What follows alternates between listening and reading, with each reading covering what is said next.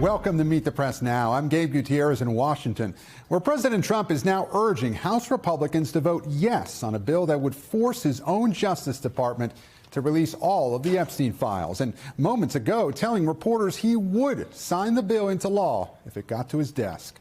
The president's willingness to release the files represents a stunning 180 after months of calling the files a Democratic hoax and attacking members of his own party when they brought up the issue. In a social media post late last night, the president writing, House Republicans should vote to release the Epstein files because we have nothing to hide. The president also warning that Democrats would be implicated after he directed the Justice Department to launch a new investigation. Today, the president spoke to reporters about his support for the House bill, but at the same time, he downplayed the issue while insisting that the Epstein files are a distraction. Do you want to see that pass the Senate? Would you sign that bill if it gets to your desk? I do want to. Here's what I want. We have nothing to do with Epstein. The Democrats do. All of his friends were Democrats. What I just don't want Epstein to do is detract from the great success of the Republican Party. You would sign it if it comes to your desk? Give them everything. Sure, I would. Let the Senate look at it. Let anybody look at it. But don't talk about it too much because, honestly, I don't want to take it away from us. It's really a Democrat problem. The Democrats were Epstein's friends, all of them. And it's a hoax. The whole thing is a hoax. And I don't want to take it away from really the greatness of what the Republican Party has accomplished over the last period of time. The president's pivot on the Epstein files comes as a Trump ally tells NBC News that Republicans have privately pressured the White House to shift its strategy, warning they could see mass Republican support for their House vote to release the files. Sources tell NBC News that vote could be as soon as tomorrow. Democrats, meanwhile, trying to frame themselves as rising above politics. Congressman Ro Khanna, one of the co-sponsors of the resolution to release the files, telling Meet the Press this is not about Trump, while also sharply rebuking him. If you gave me a choice, I'd rather the president reverse course. I'd rather he release all these files. Someone was saying that his numbers would go up. I don't care if he gets the political win. It's not about Donald Trump. I don't even know how involved Trump was. There are a lot of other people who are involved who have to be held accountable. You know why Trump is losing his MAGA base on this? The reason he's losing it is he ran saying there's a corrupt governing elite that has shafted you. That this is the Epstein class was the forgotten Americans, and I'm going to stand up for forgotten Americans. He's forgotten those forgotten Americans. For months, the president has publicly feuded with members of his own party, including former close allies over Epstein. The president this weekend rescinding his support of Congresswoman Marjorie Taylor Greene and calling her, quote, a lunatic and a traitor after she redoubled her criticism of the White House for not releasing the files. Greene reacted to the president's attacks yesterday. The most hurtful thing he said, which is absolutely untrue, is he called me a traitor, and that is so extremely wrong. And those are the types of words used that can radicalize people against me and put my life in danger. What do you think happened? What do you think is the reason for this? Unfortunately, it has all come down to the Epstein files, and that is shocking. The president has not been charged with any criminal activity linked to Epstein and denies any wrongdoing. And while much of the conversation around the release of the Epstein files from lawmakers and the president has focused on the potential political ramifications of their release, the survivors of Jeffrey Epstein and Ghislaine Maxwell are also speaking out and sharing their own message. My colleague Hallie Jackson spoke to two of those survivors ahead of tomorrow's expected vote. Please remember that these are crimes that were committed against real humans, real individuals. This is not a political issue. This has been going on for decades. So many things have happened over the decades that were law enforcement failures in this case. This is not partisan. We're asking for you to stand with us now to release all of the files. When you look at how long this has spanned, we have to do something about it, of course, and it really is not political. It's never been political for us. We've been saying that, and it seems to be, we scream it from the rooftops, and somehow it still gets politicized. And joining me now from the White House is NBC News Chief Justice and National Affairs Correspondent Kelly O'Donnell. NBC's Julie Sirkin is on Capitol Hill, and also with me, NBC's Chief Law Enforcement and Intelligence Correspondent Tom Winter. Thank you all for joining me. Kelly, I want to start with you. Is this really a pivot or truly a change of heart when it comes to releasing the files? The president does seem to be trying to walk the line here, saying he's for transparency while also dismissing the files altogether. Walk us through that.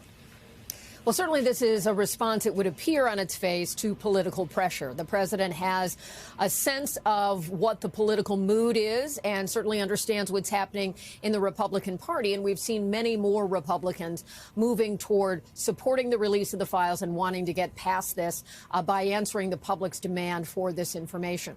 The president said today to our colleague Garrett Haake, who was the pooler in the Oval asking the questions about this, that this is about wanting to get past it. The president focused on saying that this is a distraction.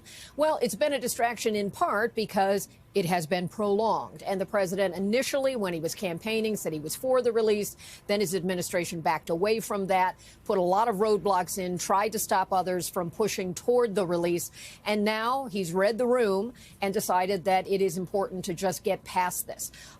What we don't know is what the files will tell us, what more information there is. He also separately called for an investigation of named Democrats, that he did that in a social media post, directing then the Department of Justice to take that action. And we saw Pam Bondi assign a top prosecutor to begin that work. We'll see where that goes. But there are still big questions about can files be released in a timely way when there are new investigations taking place?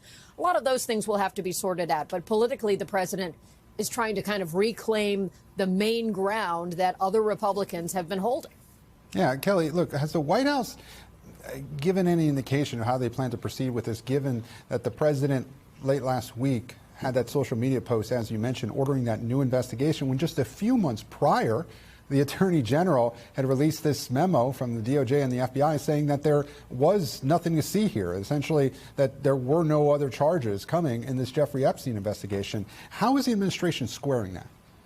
Well, they're not really squaring it in the sense that that July memo that you referenced said that they had exhaustively looked at the files. There was no actionable information to pursue, and that, therefore, there would not be a release of additional information. They also cited the importance of not betraying any confidences of victims in that, redactions that would need to take place, and they have put out a number of documents that have been in the public domain for a while, but that was intended to end it in July. And now we're in a different place, and it is unclear. We've been asking those questions about what comes next, and the president has said it's up to the Department of Justice, and we have not had really an update yet as to how they will proceed on the cases where the individuals named were Democrats and prominent officials that the president cited, and having them investigate those figures.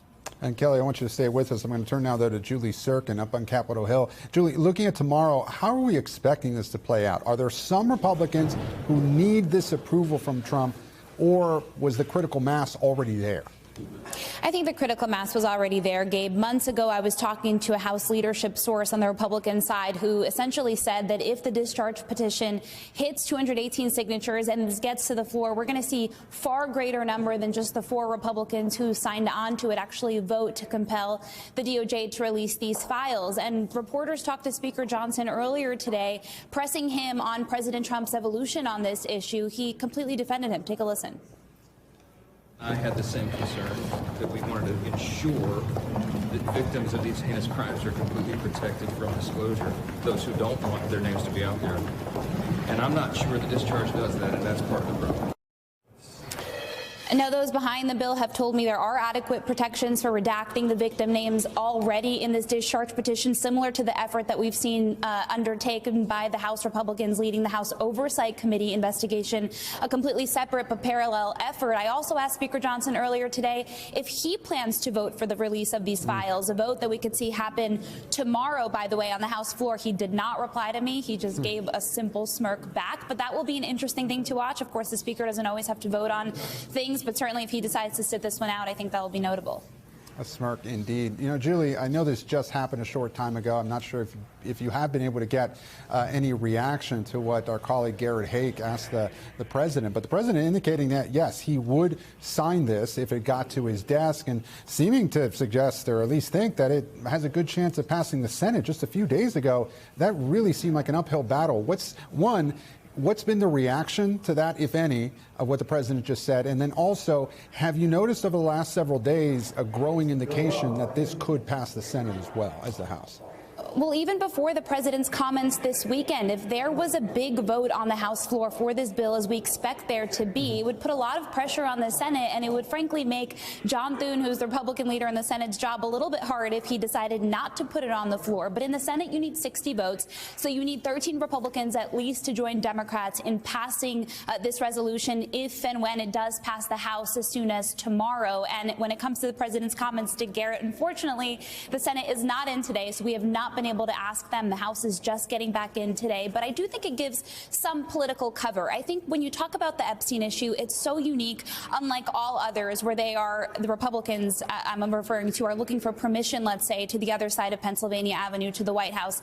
In this case, this is an issue, like you heard Kelly talk about, that the president's own MAGA supporters, his base, want him to be a yes on. This is something that he clearly sees the writing on the wall. He knows it's going to happen. When Kelly talked about the delay in this, I remember back in the summer when Speaker Johnson sent members home in part because he didn't want to take this vote. He didn't want to finalize the discharge petition. Now he is ahead of schedule. He has up to 9 legislative days to actually put it on the floor, and he's doing it this week. So I do think that's telling. He may want to get it over with as quickly as possible. You know, as we noted, the president going after Congresswoman Marjorie Taylor Greene, quite the implosion of that relationship. She's, of course, been critical of him over a variety of issues in recent weeks. How much should we read into this as being a crack among the MAGA base, as you were referencing?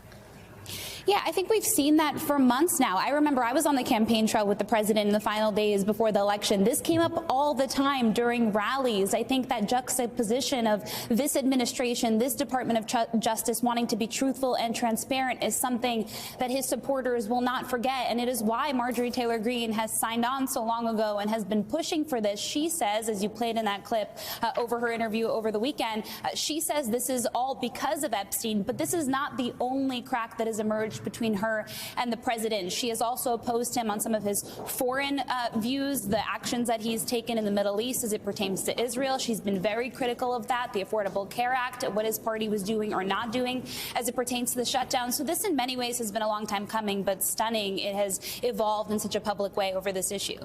Julie Sirkin on Capitol Hill. I want to turn now to Tom Winter. You know, Tom, the president has not hesitated to make the direct requests of the Justice Department before. So does he actually need this vote for the DOJ to release these files?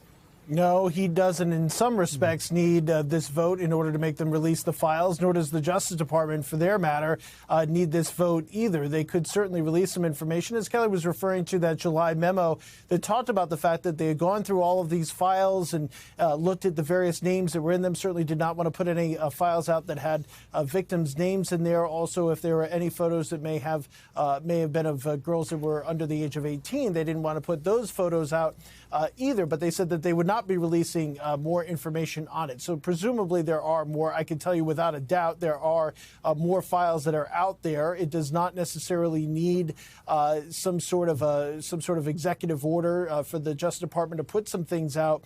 But there are some questions as far as what materials could be covered by the grand jury that would need a judge to sign off. Already this Justice Department has tried that path in order to release some information, and the judges have struck that down. One of the big concerns they have, one of the big concerns traditionally the Justice Department has, Gabe, is those third parties that could be mentioned. You know, I could pick up the phone, call the FBI, tell them information that I believe to be true involving you, for instance, and it may not be true. It's just information I heard. It finds its way into a 302. What if it's not true at all? What if in fact it's investigated, it's not out there? You would be tarred as a result. It seems like a silly example, but it's certainly something that's top of mind for investigators. And of course, Tom, we know that you would never, ever do that to me. Never. But anyway, Tom, we mentioned this a little bit ago, this new investigation that the president announced into Democrats' ties to Epstein, and that Pam Bondi said that she would undertake. Could that new investigation be used to stop the release of some files, even if Congress votes for this resolution. After all, it would be an ongoing investigation, theoretically. Right, Gabe. So, yeah, the investigation being led by the U.S. Attorney's Office that actually brought charges against Jeffrey Epstein, against Ghislaine Maxwell, but the same FBI office that investigated the whole matter was able to get to a point of bringing charges. The fact that they're going to look at it and find something new after the FBI and the Justice Department told you in July that there wasn't anything to even open an investigation, let alone move forward to a prosecution. Big question mark. Look, the bill is, and here it is in black and white with a touch of color. The third line on this, it's only 4 lines. The third line says DOJ is permitted to withhold certain information, such as the personal information of victims and materials that would jeopardize an active federal investigation. Well, there you go. That answers your question. So it is possible that some of those files could be held back, Gabe. Tom Winter, thank you so much for your expertise, my friend.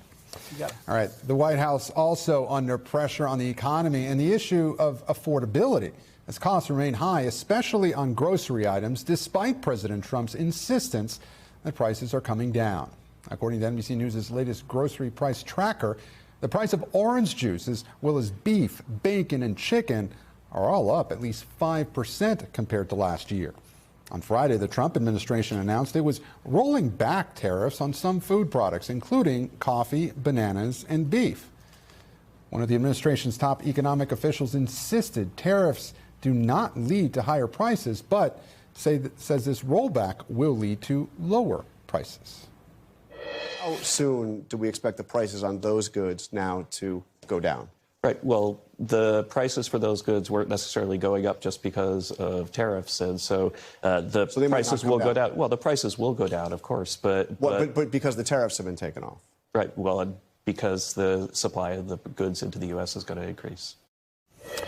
And NBC News business and data correspondent Brian Chung joins me now, doing double duty for us. Kelly O'Donnell is back with me from the White House. Brian, I'll start with you. Just break it down for our viewers. Did tariffs lead to higher prices? Yeah, well, look, it depends on what item that you're looking at. And we just showed some of those statistics that we pulled here at NBC News over the cost of groceries that you might be buying on a weekly basis going up substantially since last year. When you take a look, especially at orange juice, where prices were up nearly 30%. Now, a lot of people might point to that 50% tariff on Brazil, where a lot of orange juice comes into this country. Well, yes, certainly a 50% tariff could incentivize some producers to raise prices substantially on Americans. But I should also point out there are drought conditions and also some fruit-borne illnesses that led to a lack of supply of orange juice as well, even prior to the tariffs being put into effect. So as is always the case with prices, it's hard to say exactly what percentage is due to the tariffs and what is not. But I think any importer, any company will tell you that if you're talking about a 20, 30, 50% tariff on something, that's going to make prices go higher, not make them lower, which makes that this relief should be substantially welcome, at least in the industries that are affected here. And, you know, Brian, we talked about these tariff rollbacks. They actually were announced, I believe, on Friday around 5 p.m. Quite the news dump there. Walk our viewers through what exactly those tariff rollbacks are. Yeah, and I think, Gabe, it's fair to say that these rollbacks are the most substantial that we've seen from the administration since they unfurled these so-called reciprocal tariffs in the Rose Garden back in April. You recall how negatively the stock market reacted at that point in time. But these rollbacks, it was in a 98-page document where it was not just necessarily the bananas and beef and tomatoes that the likes of Treasury Secretary Scott Bessent had been teasing in the earlier part of last week, but it included a number of other types of exotic fruits, even down to the detail of guavas. Even spices were covered by this as well, cinnamon, for example. So these are all different types of ingredients that could be valuable inputs even as we get close to Thanksgiving. Again, that could be welcome news for Americans, although the nature of these tariffs, as well as the timing of all of this, it's a little bit unclear if actually Americans will see substantial price drops as they try to shop for Thanksgiving, which many people might already be doing right now. And, you know, Brian, we heard from Kevin Hassett, the Director of National Economic Council, a little earlier in the segment. But this morning, he explained that we should be focusing more on purchasing power, less on inflation. Is that a fair assessment, you think? Yeah, well, Kevin Hassett was talking earlier on another program, talking about the idea that if wages are outpacing inflation, then it doesn't really matter if prices are going up at the store, which most economists will say is absolutely true. And currently right now, if you look at the pace of wages, it is faster than the rate of inflation. But I think it does not take away from the psychological effect of people going to the store on a regular basis, noticing these grocery prices that they've been buying on a seemingly weekly basis going up. And when you talk about wages, there is also some truth to the fact that the government statistics, as far as we have so far, do show the rate of wage increases decreasing, which means that there could be concern that inflation might outpace wages at some point in the future. That is something that's warning economists. Brian Chung, thank you. Turning now again to Kelly at the White House. Kelly, the administration says that the tariff rollbacks are not in response to rising prices, but what is the president himself saying about the affordability concerns? Well, Gabe, you know, they like to reject this notion that they are responding to rising prices because they argue that they've been able to bring about conditions that are better for the economy. So on its face, again, it seems the president is reacting to concerns in the public. The refrain that we learned from the election of a couple of weeks ago where Democrats had great success and the national conversation around affordability. So the president is arguing that his policies and his administration will make an improvement. And the tariffs have been a significant part of his overall view of how he is handling his second term by being able to bring money into the country. He says he will offer a rebate that remains to be seen if Congress would approve that to give Americans in certain income levels a check. And the president talked about the issue of affordability last night. Here's part of what he had to say. We have a great economy. The prices are coming down. The Democrats like to use the word affordability, but their affordability was terrible. The problem with the Democrats, they lie. They do it so well. They talk about affordability, but I'm the one that's getting the prices down. As an example, they had the highest inflation in the history of our country. I have it down now to a normal level, and it's going down further. So the president may say Democrats are talking about affordability, but now he's taking actions and steps also to address that same concern for Americans. Gabe? Kelly O'Donnell, live for us at the White House. Kelly, thank you. And coming up, rising tide. President Trump suggests he's open to talks with Venezuelan leader Nicolás Maduro and that he would be, quote, proud to strike both Mexico and Colombia in his war on drugs. Plus, inside the federal immigration operation that the Trump administration has dubbed Charlotte's Web, as authorities crack down on North Carolina's largest city. You're watching Meet the Press now. Stay with us.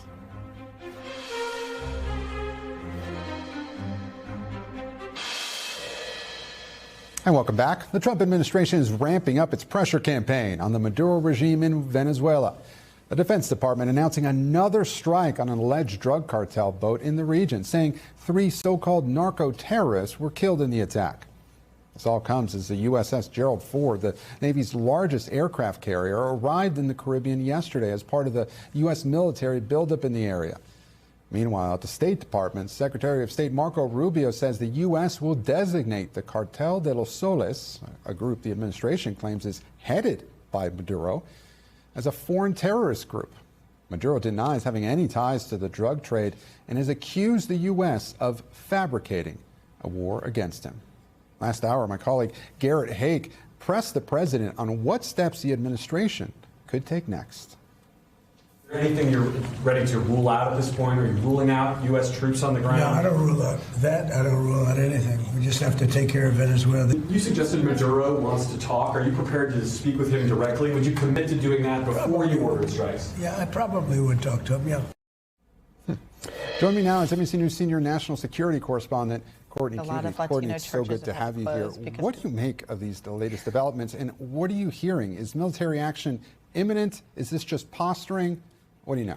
Yeah, I mean, the way that the rhetoric has gone back and forth here, it's hard to really make heads or tails of where the president's head is on this. And that might just be indicative of exactly what it is. He just hasn't made a decision yet about what he wants to do. He said over the weekend that he has made a decision. He has, but then today, again, he said he's not going to rule anything out, but he's also not going to talk about what they're doing. Now, frankly, that also could be another decision that he's made, and that he just doesn't want to telegraph any kind of military moves, which generally that would be a normal normal course of action here. You know, both of us have obviously been following this. It was a little surprising to me that the president this weekend and again today said he's so open to talk with Maduro. That's something that, you know, Secretary of State Marco Rubio seemed to have stopped a while back. Now he's indicating that could happen.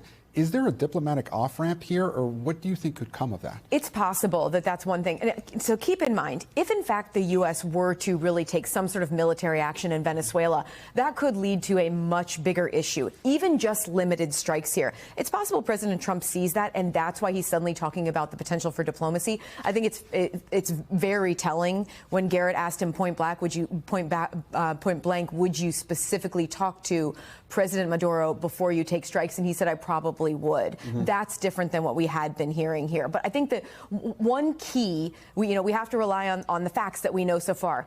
One of the facts right now is the military buildup in the region is substantial.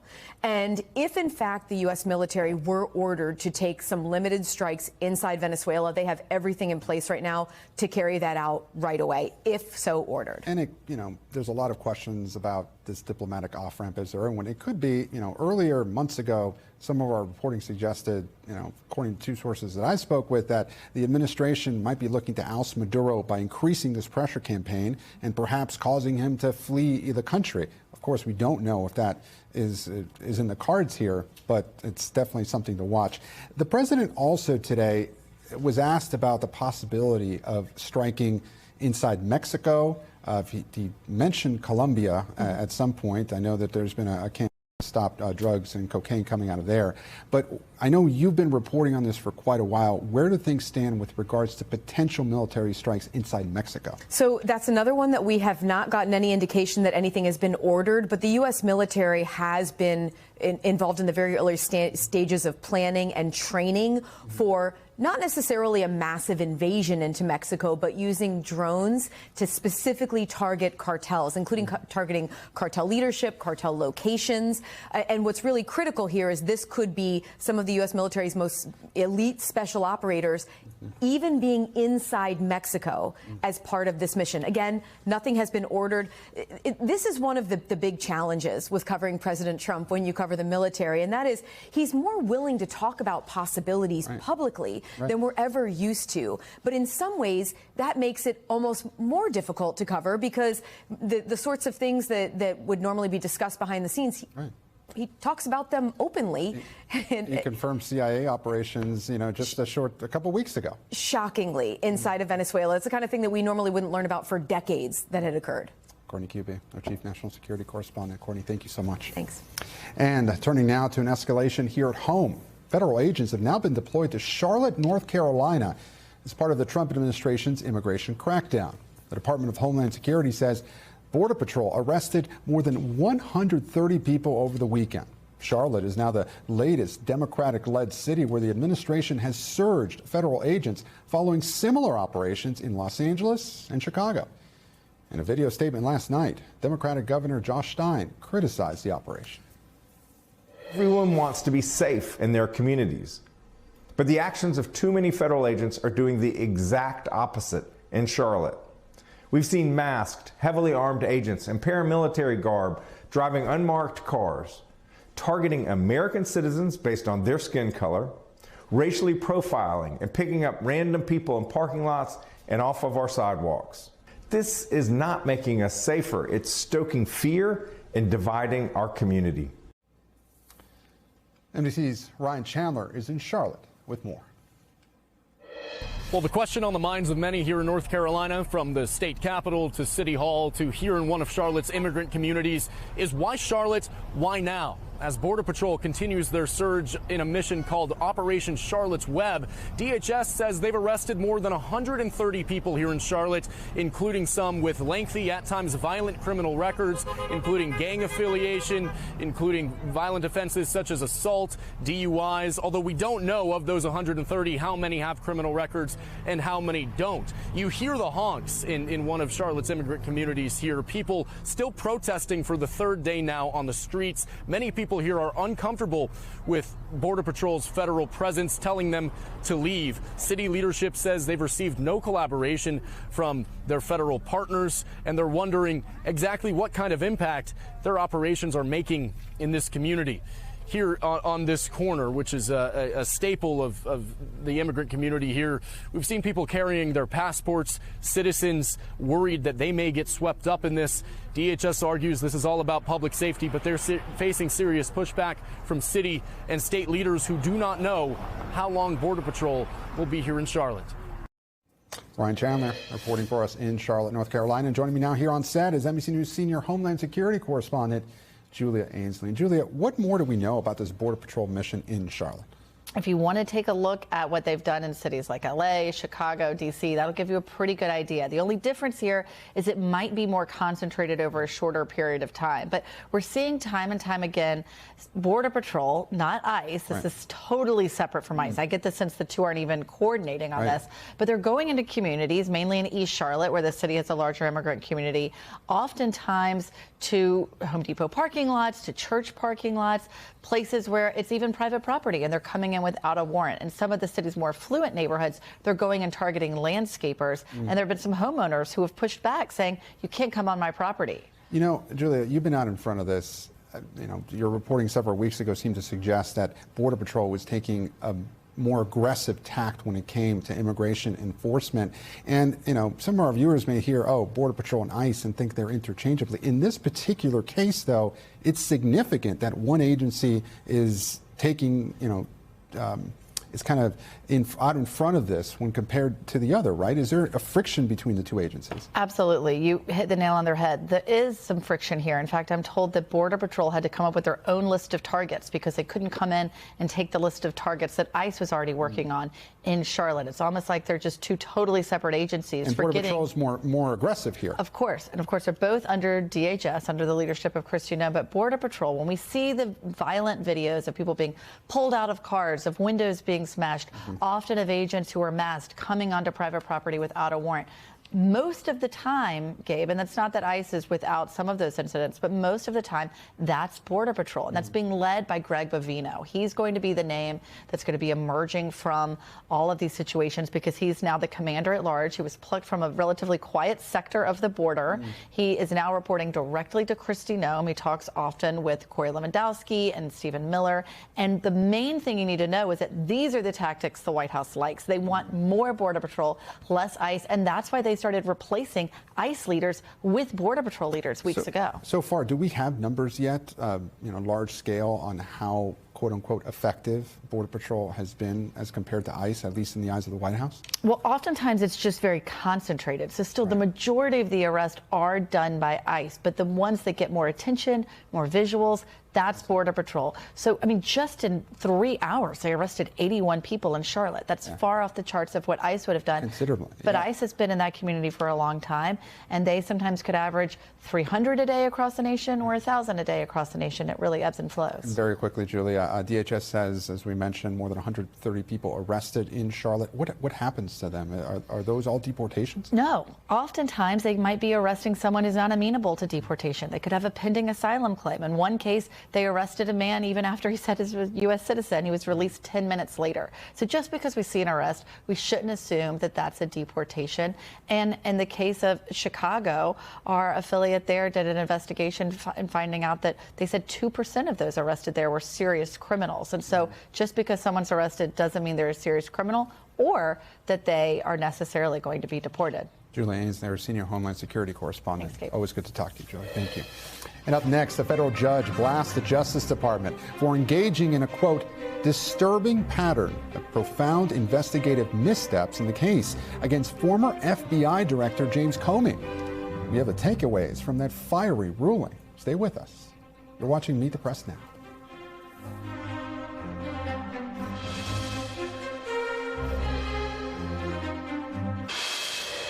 Welcome back. We have new developments and some unusually harsh words from a federal judge today in the criminal case against former FBI Director James Comey.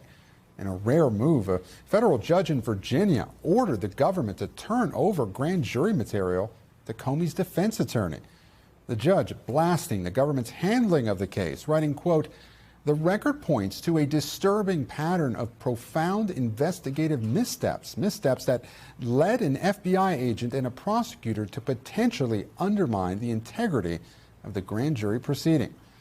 Comey was indicted back in September on making a false statement and obstruction of a congressional proceeding stemming from testimony he gave to Congress in 2020.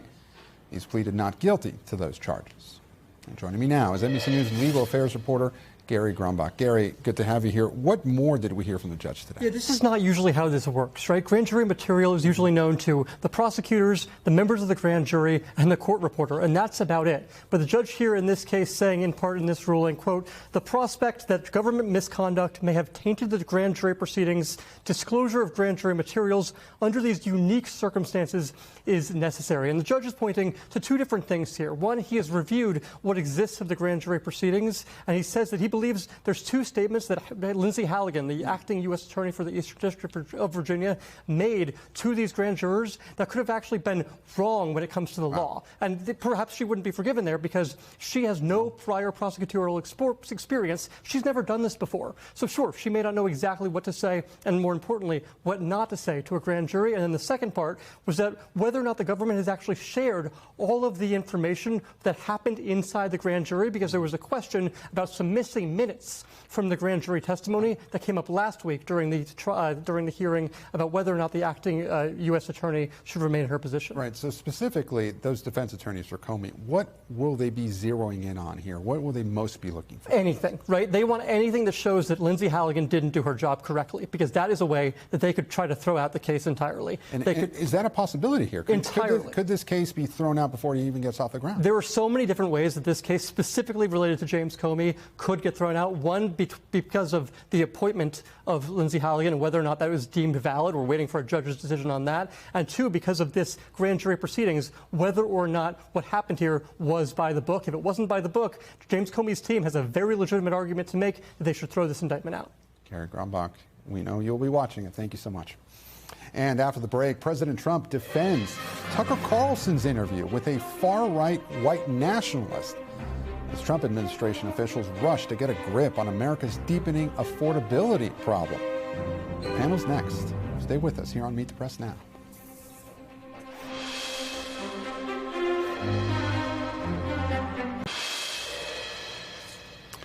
And welcome back. As the Jeffrey Epstein investigation threatens to drive a wedge between President Trump and his MAGA base, the president is also weighing in on another issue that has been dividing Republicans. Trump last night defending conservative commentator Tucker Carlson over his conversation with far-right activist Nick Fuentes.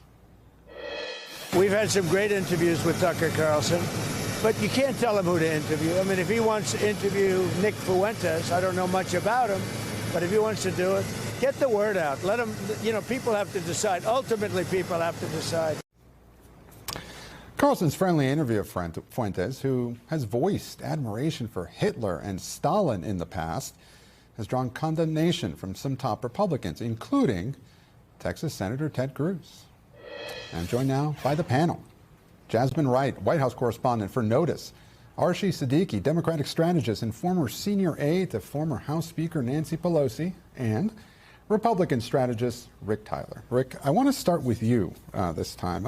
You worked for Ted Cruz. I did. As we all know. How will President Trump's defense of Tucker Carlson go over with Republicans? We remember that feisty interview. That I've been paying attention to what Ted's been saying lately about this, the idea that the so-called new right is going to somehow tolerate people who are, and let's just say it flat out, Nick Fuentes, based on what he said, and I don't know why the president says he doesn't know about him. He had dinner with him at his own place in Mar-a-Lago. Should he have just stayed quiet here, the president? I don't know how it helps you or the party that you're supposed to represent to give voice and permission slips to fascist, anti-Semitic racists. That is not who the party is. It is not a conservative notion. A conservative notion is we base people based on their conduct. That's how we judge people. We do not judge them based on their skin color, their religion, etc. Those are identity politics. We don't engage. We're not supposed to engage in. And for the left, right, who's always criticizing the left for identity politics, that's exactly what that is. We don't judge people on who they're from, what religion they have, the color of their skin. We base them on their conduct. And Nick Fuentes doesn't do that. He looks at a person and says, oh, you're of this certain ethnic group, therefore you're somehow inferior to the rest of us. And that is sheer nonsense. And those people need to be driven out and never let back in. You know, Jasmine, the president, Donald Trump, he had dinner with Nick Fuentes, as Rick mentioned, 3 years ago at Mar-a-Lago. Fuentes had a reputation back then. Why is he considered so much more toxic even now? I mean, just of the comments that he's continued to make, not walking back those comments that he made in 2016 and beyond, but really doubling down on that really hateful rhetoric, just to be quite honest. And it's interesting because the White House had really stayed out of this larger conversation of anti-Semitism. What is anti-Semitic? Who can have a voice in our party? That had been taken over the Republican Party over the last 2 weeks, starting, of course, with Tucker Carlson, the Heritage Foundation and all that. The White House had kind of stayed off, maybe minus a couple little comments in here and there. And so you're kind of seeing the president, yes, he was asked about it on the tarmac and Gabe, as you know, when the president is asked about something, he typically answers. Yes, he was asked about it, but still kind of weighing in and giving these permission slips. I think it really emphasizes a real dichotomy in the Republican Party right now, which is that they do not want to necessarily cancel people that perhaps should be canceled. I'm thinking back to that Republican where J.D. Vance said that they were just teens. Obviously, some of those people in that Republican group chat were 40, so they weren't just teens. But also another conversation happening in the same party about whether or not folks should be kicked out of the party for certain comments and should be really silenced in the party for some of these comments. And I think that those are consistently at odds, and now you're hearing the president speak about it. You know, I'll get to that, some of the wedges in the Republican Party in just a moment. But Archie, I want to have you weigh in on the Fuentes situation. Do Democrats risk amplifying him by drawing attention to this controversy? No, absolutely not. I would say actually there needs to be a zero tolerance policy, and that needs to be made clear. And it was interesting when you were talking, I was thinking you were talking about a Republican Party that I grew up with, but we don't see as much of that. So I think the more people that are out there making this clear that this is not acceptable in our democratic debate and discourse, that is critical. Okay, and Rick, I want to ask you about this issue about the wedge in the Republican Party. What issue do you think is driving the biggest wedge, or has the potential to? Jeffrey Epstein, the Nick Fuentes controversy, or the economy? I mean, Marjorie Taylor Greene was criticizing the president for not paying enough attention So to ultimately, people's lives will be the economy. So tariffs are a tax. They generate revenue, and they're supposed to be controlled by the Congress. The president is now taking away tariffs. So I'd like to see the statement that solved the emergency of which that was based. So that's all nonsense. But look, Jeffrey Epstein died 10 years ago, and the president said today that he would like to stop talking about it. Well, Mr. President, you planted those seeds 10 years ago, and they are coming to full fruition. And by the way, you know, this idea that he doesn't want this information released, and then he completely changed his mind today. And the idea that somehow you're going to release hundreds of thousands of documents is somehow going to make it go away. There are so many stories, which is why we know he doesn't want to release, and he will attempt to slow it down despite his protestations. But there'll be endless stories because this story will just keep going and going and going and going. Well, Jasmine, NBC News spoke exclusively to 18 Trump voters about their concerns about his economic performance. Let's listen to some of what they said.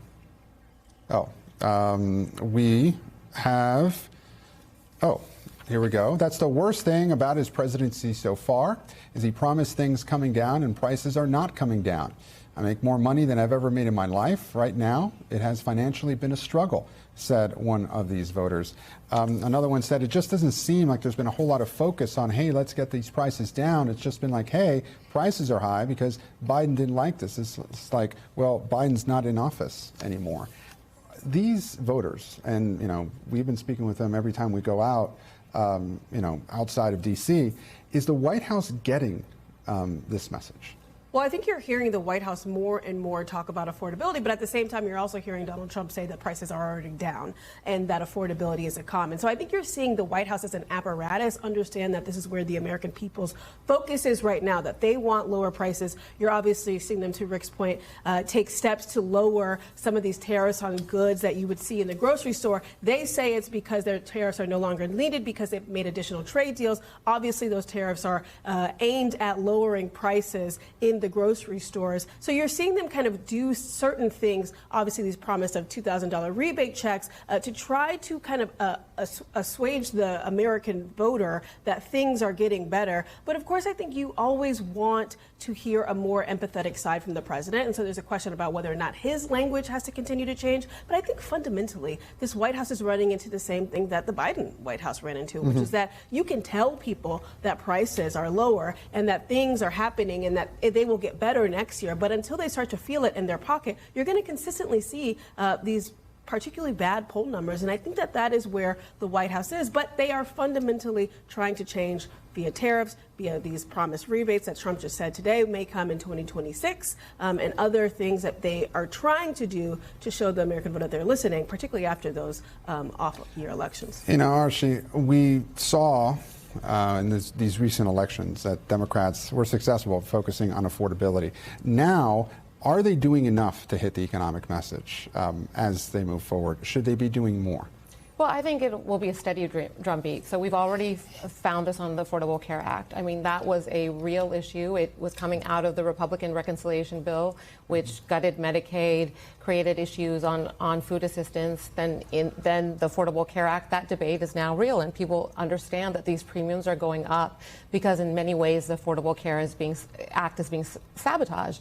So from here, I think we will continue on tariffs in other places, and we'll see Democrats pound a really strong drumbeat. But it will also be locally focused because affordability means different things in different districts. And Rick, as we start to wrap up here, I want to get to the topic of Marjorie Taylor Greene and this implosion of her relationship with President Trump. You know, yesterday she went on, I believe it was CNN, and she apologized for her role in these, quote, toxic politics. Is she a credible voice on this? And what do you make of this implosion of this relationship? No, she's not a credible voice, but it's a two-way street. As long as she was loyal to the president, then she was all fine with him. But as we learned, loyalty is not a two-way street with the president, and then she's not fine with him. But I wish we could turn to a sort of a normal level of politics. It was sometimes we agree and sometimes we disagree, and it's okay. A normal level of politics. That really does sound wonderful. What does that feel like? Yeah, what does that feel like? Thank you all so much for joining me here, Jasmine, Archie, and Rick. We really appreciate your time. And still to come, new NBC News reporting on the alarming number of attacks on Palestinians in the West Bank and how the U.S. is responding as President Trump's Gaza peace plan faces a crucial test at the United Nations. Keep it here. You're watching Meet the Press Now.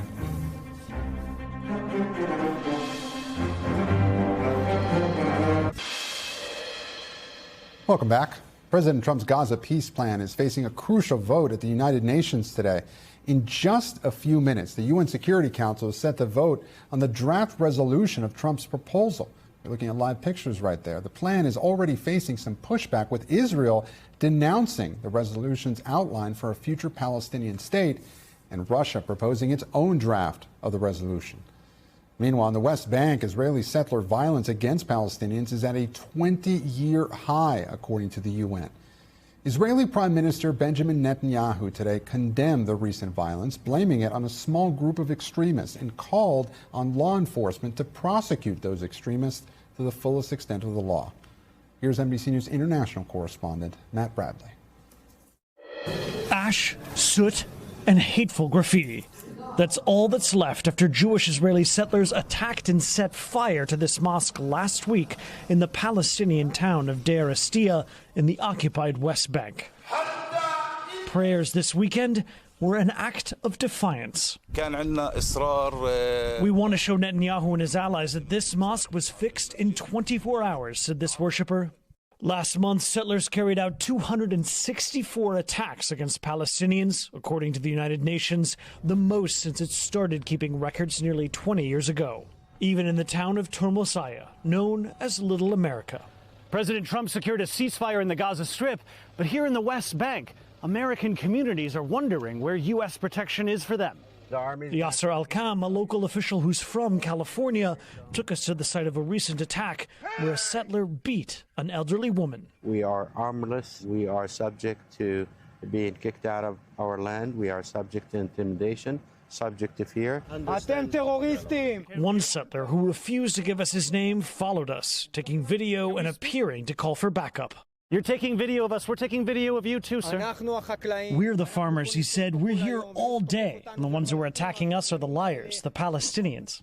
The United Nations and other advocacy groups have said the Israelis aren't doing enough for violence. You have a growing sense of disgust with those who would try to just create problems and violence. U.S. Ambassador to Israel Mike Huckabee, a staunch defender of Israel, condemned the attacks. If it's Israelis who are committing acts of terror or violence or crime against Palestinians, they should be prosecuted to the full extent of the law. Matt Bradley, NBC News, Tel Aviv. And we thank Matt for that reporting. I'm Gabe Gutierrez. We'll be back tomorrow with more Meet the Press Now. There is much more ahead on NBC News Now. Stay with us. We thank you for watching, and remember, stay updated on breaking news and top stories on the NBC News app or watch live on our YouTube channel.